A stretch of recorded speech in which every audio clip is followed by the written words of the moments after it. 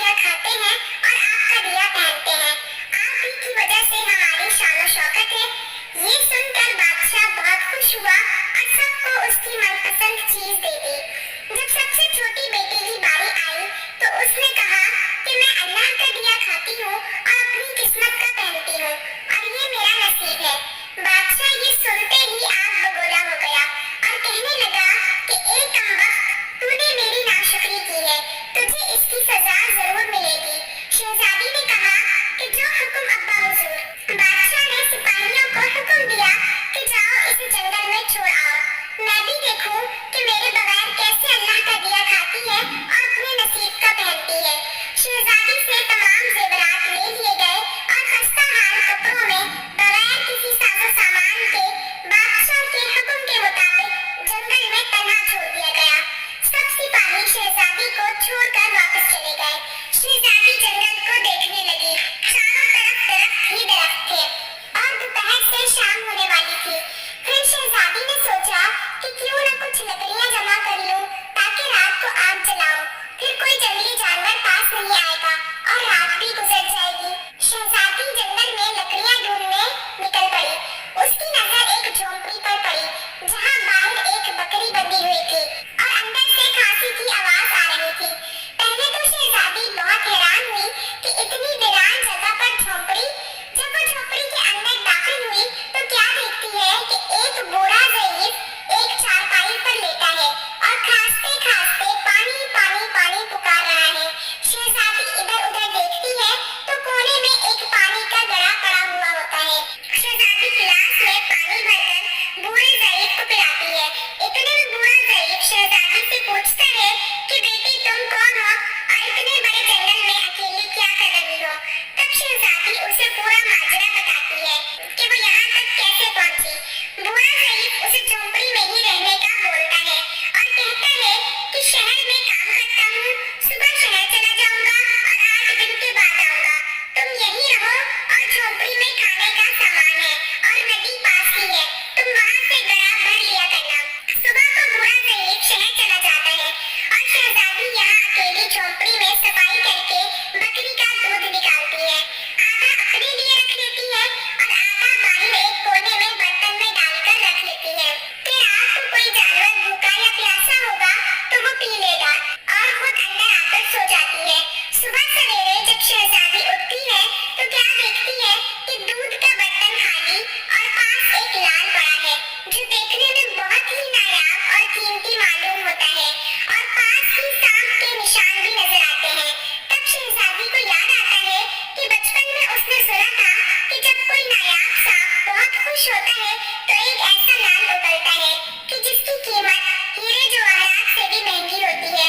शहजादी बहुत हैरान होती है और दिल में सोचती है कि शायद सांप भूखा था, उसने वो दूध पी लिया और खुश होकर लाल छोड़ गया।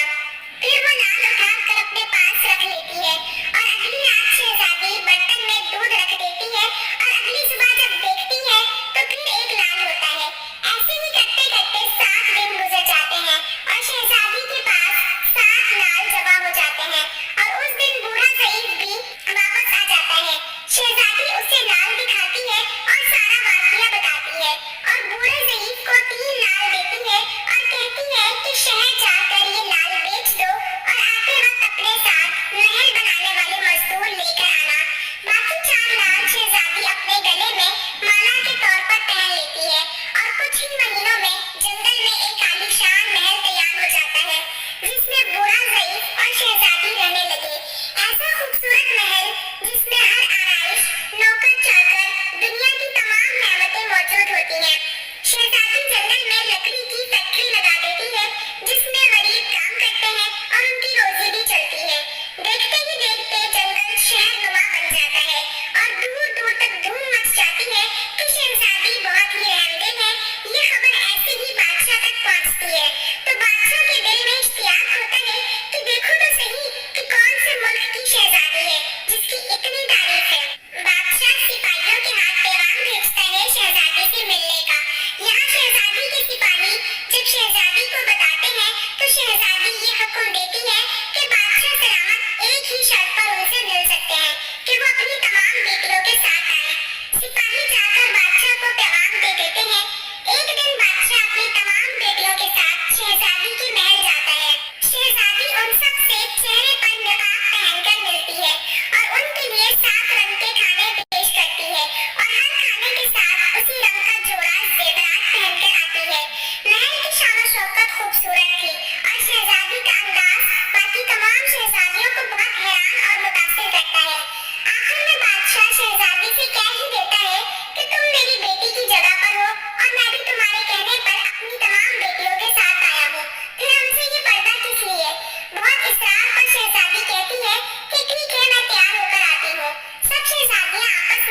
सरगोशी करने लगती हैं कि इतनी तो तैयार है, इतने महंगे जेवरात पहने हुए हैं, अब और कितना तैयार होकर आएगी।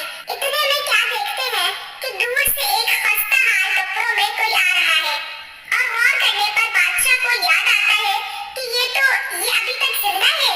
मैं तो सोचता था कि इसे जंगल के जानवर खा गए होंगे, और जब मैंने अपने सिपाहियों को इसकी खबर लेने भेजा था तब उन्होंने ही बताया था कि वहाँ शहजादी का कोई नामो निशान ही नहीं। तो ये कैसे मुमकिन है? तो बादशाह खुशी से झूम उठता है और कहता है कि शहजादी को बुलाओ, मैं तुम्हें शहजादी से आजाद करवा कर ले जाऊंगा, चाहे वो तुम्हारी कीमत में मेरी सारी बादशाहत मांग ले। ये सुनते ही शहजादी बोलती है कि नहीं अब्बा हुजूर, मैं ही वो शहजादी हूँ। मैं ही कहती थी ना कि मैं अल्लाह का दिया खाती हूँ और अपने नसीब का पहनती हूँ। बस उसी अल्लाह ने मुझे कहाँ से कहाँ पहुँचा दिया है कि आज मैं आपसे भी ज्यादा अमीर हूँ। फिर शहजादी अपना तमाम हाल बयान करती है कि वो कैसे इस मुकाम तक आई और दिखाती है अपने गले की माला जिसमें अभी भी 4 लाल मौजूद होते हैं। ये बात सुनते ही तमाम शहजादियाँ दिल में रश्क करने लगती हैं और सोचती हैं